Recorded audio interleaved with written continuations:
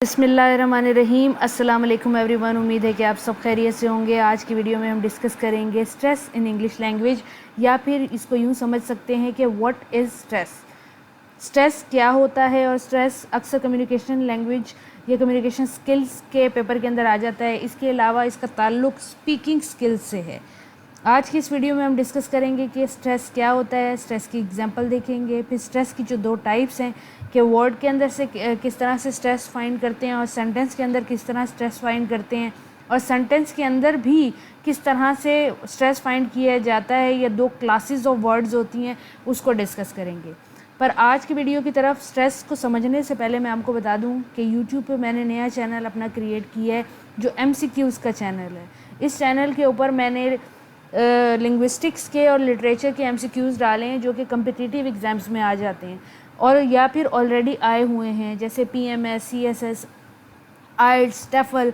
इसके अलावा आपका अगर आपने सेंटेंस का, सिंटैक्स का, सेमेंटिक्स का, स्टाइलिस्टिक्स का अपने डिफरेंट कॉन्सेप्ट्स क्लियर करने हो, तब भी आप इन वीडियोस को ज़रूर देखें। इस चैनल का जो लिंक है ये मैं आपको इस वीडियो के डिस्क्रिप्शन बॉक्स में दे दूँगी। अब चलते हैं अपने आज के टॉपिक की तरफ, जिसमें हमने डिस्कस करना है कि स्ट्रेस क्या है। स्ट्रेस की डेफिनेशन से स्टार्ट करते हैं कि स्ट्रेस क्या है। What is stress? Stress is a characteristics of speech. Speaking skill का टॉपिक है तो ऑब्वियसली ये एक स्पीच का कैरेक्टरिस्टिक्स होगा, यानी कि बोलते वक्त इस चीज़ का ध्यान रखा जाता है या इसको नोट किया जाता है। It is comparatively a greater amount of force that is use to pronounce और to do a pronunciation of a particular syllable. Syllable क्या होता है? Syllable is the smallest unit of sound, और we can say the single unit of a sound which is use और spoken in a word. कोई भी word होता है उसके अंदर एक लफ्ज़ तीन अल्फ़ाबेट से मिलके बना है, MAN, लेकिन जब हम इसको बोलते हैं तो हमारी सिंगल मूवमेंट ऑफ टंग होती है, यानी कि ज़बान एक दफ़ा हिलती है। आप बोल के देखें मैन को तो आपको पता लगेगा आपकी ज़बान एक दफ़ा हिलती है, और आप फिर बोलें मैनली, आपकी ज़बान दो दफ़ा हिलती है। फिर आप बोलें मैनलीनेस तो आपकी ज़बान तीन दफ़ा हिलती है। जब ज़बान हमारी एक दफ़ा हिलती है मैन, तो उसके अंदर सिंगल यूनिट ऑफ साउंड हमें पता लग रहा है कि इसके अंदर मौजूद है, क्योंकि ये एक मीनिंग भी कन्वे कर रहा है, साथ में इसके अंदर ये हमारा एक वॉवल भी मौजूद है। तो ये एक सिंगल यूनिट ऑफ साउंड है, यानी कि सिंगल सेलेबल है। इसी तरह मैनली के अंदर हमें पता लग रहा है कि दो मूवमेंट ऑफ टंग है, यानी कि दो दफ़ा ज़बान हिली है तो दो सेलेबल हैं, और मैनलीनेस के अंदर तीन दफ़ा हमारी ज़बान हिल रही है तो तीन सेलेबल हैं। इसका फाइंड करने का सिर्फ दो तरीके होते हैं, एक ये कि मूवमेंट ऑफ टंग यानी कि ज़बान के हिलने से, ज़बान की मूवमेंट से हमें पता लगता है, और दूसरा हमें वोवल से पता लगता है। ये आगे मैं डिस्कस करूँगी। फ़िलहाल मैं आपको इतना बताऊँ कि स्ट्रेस जो है वो हमारे फेफड़ों से निकलने वाली हवा जो लफ्ज़ बनाती है, वोकल कॉर्ड से टकराती है, वोकल कॉर्ड वाइब्रेट करते हैं और उनको वर्ड बनाता है, यानी कि जो हमारे वर्ड्स हमारे मुंह से निकलते हैं और उन वर्ड्स के कुछ हिस्सों पे, कुछ पार्ट्स के ऊपर हम ज़्यादा फोर्स लगाते हैं और कुछ पार्ट्स पे हम कम फोर्स लगाते हैं, उसको हम स्ट्रेस कहते हैं। इसको हम कुछ इस तरह भी डिफ़ाइन कर सकते हैं, व्हेन स्पीकिंग अ वर्ड वो यूज़ एक्स्ट्रा फोर्स। जब हम कोई लफ्ज़ बोलते हुए, कोई सेलेबल बोलते हुए एक्स्ट्रा फोर्स का इस्तेमाल करते हैं इन अटरिंग सम सेलेबल्स और syllables in that word, that extra force is known as stress. ये जो एक्स्ट्रा फोर्स, एक्स्ट्रा दबाव, एक्स्ट्रा तनाव जो हम अटर करते हुए, बोलते हुए, प्रोनाउंस करते हुए इस्तेमाल करते हैं, ये स्ट्रेस होता है। और ये वर्ड के अंदर सेलेबल्स के ऊपर पड़ता है और सेंटेंस के अंदर वर्ड्स पे पड़ता है। अब हम इसको डिस्कस करेंगे। और जो वर्ड हम स्ट्रेस करके बोल रहे होते हैं, या जो सेलेबल जिस पर हम स्ट्रेस डाल रहे होते हैं, उसको हम स्ट्रेस्ड सेलेबल कहते हैं। यहाँ पे लिखा हुआ है स्ट्रेस्ड सेलेबल। और जो वर्ड या जो सेलेबल जिस पे हम स्ट्रेस नहीं डाल रहे होते, जो बच जाता है स्ट्रेस से, उसको हम अनस्ट्रेस्ड सेलेबल कहते हैं। इसकी मिसाल यहाँ पे मौजूद है। ये वर्ड आपके सामने एक मौजूद है फादर। अब इसके अंदर हमें पता लग रहा है कि दो सेलेबल हैं, एक तो फ़ा और फिर दर का। अगर आपको छोटी सी मिसाल मैं आपको दूँ तो जब हम वर्ड फादर बोलते हैं तो इसके अंदर आप महसूस करेंगे कि फ़ा और दर पे हमारी टंग की मूवमेंट शो हो रही है, दो दफ़ा हमारी ज़बान हिल रही है और दो सेलेबल्स इसके अंदर पाए जाते हैं। अब हमें पता लग गया कि इसके अंदर दो सेलेबल्स हैं, लेकिन अब हमने फाइंड करना है कि कौन सा सेलेबल स्ट्रेस है और कौन सा अनस्ट्रेस है। तो आप बोल के देखें फादर, आपको महसूस होगा कि फ़ा के ऊपर आप ज़्यादा फोर्स, आप ज़्यादा एयर यूज़ कर रहे हैं, तो फ़ा जो है वो स्ट्रेस्ड है और दर जो है वो अनस्ट्रेस्ड है। इसके अलावा भी हमें इस तरह से पता लगता है, हमें वॉवल्स के ज़रिए पता लगता है कि कितने सेलेबल हैं। आप देखें फादर के अंदर 2 वॉवल्स यूज़ हुए हैं, फ और फिर दर, और आप ये देख सकते हैं कि 2 वॉवल्स जो हैं इकट्ठे यूज़ नहीं हुए बल्कि अलग-अलग कॉन्सोनेंट्स के साथ यूज़ हुए हैं। तो इस तरह भी पता लग रहा है कि 2 वॉवल्स हैं जो डिफरेंट कॉन्सोनेंट्स के साथ और गैप्स के साथ यूज़ हुए हैं, तो 2 सेलेबल हैं। इसी तरह अगर हम कोई वर्ड इंसल्ट यूज़ करते हैं एज अ नाउन, तो हमें पता लगता है कि इंसल्ट के अंदर भी 2 सेलेबल हैं क्योंकि 2 मूवमेंट ऑफ टंग हो रही है। इसके बाद हमने ये देखना है कि स्ट्रेस्ड कौन सा है और अनस्ट्रेस्ड कौन सा है। लेकिन इंसल्ट अगर noun as a noun use हो रहा है तो फर्स्ट वर्ड जो है इस पर हम देखेंगे कि इंसल्ट। अब इन के ऊपर हम ज़्यादा फोर्स यूज़ कर रहे हैं तो इन जो है वो फर्स्ट सेलेबल जो है वो स्ट्रेस्ड है। इसी तरह अगर वर्ड के साथ वर्ड इंसल्ट वर्ड वर्ब के साथ इस्तेमाल करें तो हमें पता लगता है कि हम इंसल्ट बोलते हैं, तो फिर सल्ट जो है स्ट्रेस है। इसी तरह अगर हम वर्ड इम्पॉर्टेंट देखें तो आप महसूस करेंगे कि इम्पॉर्टेंट, इम के अंदर भी इतनी आपकी फोर्स यूज़ नहीं हो रही, लेकिन फॉर के अंदर आपकी ज़्यादा हवा निकल रही है और टेंट के अंदर नहीं निकल रही, तो हमें पता लग रहा है कि सेकंड सेलेबल जो है वो स्ट्रेस्ड है। इस सेलेबल को हम स्ट्रेस कहेंगे, जैसे कि इम, पॉर, टेंट, ये 3 सेलेबल हैं। अब इसके अंदर पॉर के ऊपर फोर्स यूज़ हो रही है तो ये स्ट्रेस्ड है।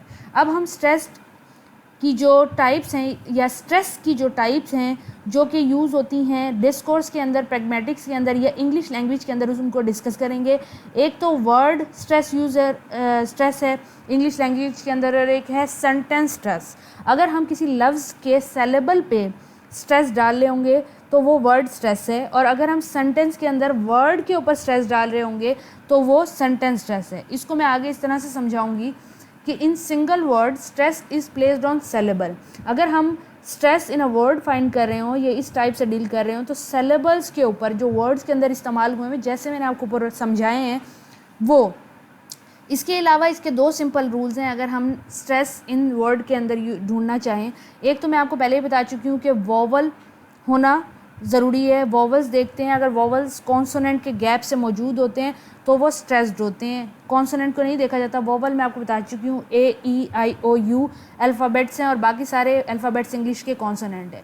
इसके अलावा one word has one primary stress in it, one word can not have 2 stresses. अगर एक लफ्ज़ है जिसके अंदर एक ज़्यादातर ऐसा ही होता है कि एक वर्ड है जिसके अंदर 3 सेलेबल हैं, 4 सेलेबल हैं, लेकिन एक ही प्राइमरी स्ट्रेस्ड होगा या मेनली स्ट्रेस्ड होगा। बहुत कम ऐसा होता है कि 2 लफ्ज़ स्ट्रेस्ड आ जाएं इकट्ठे। अगर स्ट्रेस्ड आते भी हैं तो एक अनस्ट्रेस्ड सेलेबल, फिर स्ट्रेस सेलेबल और फिर अनस्ट्रेस्ड सेलेबल और फिर स्ट्रेस सेलेबल, इस तरह से आता है। इसके अलावा एक और रूल है कि जो नाउन होते हैं, लफ्ज़ जो वर्ड नाउन होते हैं, उनका फर्स्ट सेलेबल जो होता है वो स्ट्रेस्ड होता है, और जो वर्ब होते हैं वर्ड, वो लफ्ज़ जो वर्ब हों उनके अंदर सेकंड सेलेबल मोस्टली जो होता है वो स्ट्रेस्ड होता है। इसकी एग्जांपल मैं आपको इंसल्ट से दे चुकी हूँ कि इंसल्ट अगर एज अ नाउन यूज़ किया गया है तो इन स्ट्रेस्ड है और सल्ट स्ट्रेस्ड नहीं है। इस तरह अगर वर्ब यूज़ किया गया है तो इन स्ट्रेस्ड नहीं है, सल्ट स्ट्रेस्ड है। इसी तरह कुछ छोटे छोटे रूल्स और बताए हुए हैं। स्ट्रेस इन सेंटेंस देख लेते हैं। हम कब स्ट्रेस, जब हम सेंटेंस के अंदर फाइंड करें, we place the stress on words.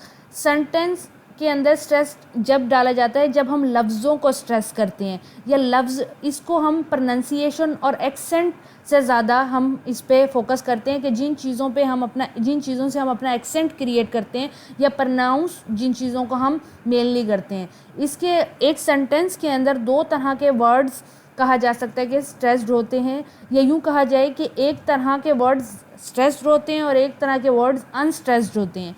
Content words जो होते हैं, वो वर्ड्स जो कि मीनिंग कन्वे करते हैं सेंटेंस के अंदर, वो मोस्टली स्ट्रेस्ड होते हैं, और वो वर्ड्स जो ग्रामेटिकल रिलेशन शो करते हैं या सेंटेंस का स्ट्रक्चर बनाते हैं, वो वर्ड्स स्ट्रेस्ड नहीं होते।